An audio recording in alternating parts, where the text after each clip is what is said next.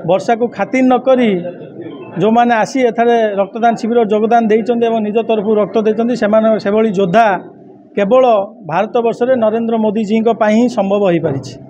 देखंतु यशस्वी प्रधानमंत्री नरेंद्र मोदी जी जन्मदिन उपलक्षे सेवा पक्ष जो पालन होउची रक्तदान शिविर तेथि मध्यरु अन्यतम एवं वासुदेवपुर निर्वाचन मंडली रे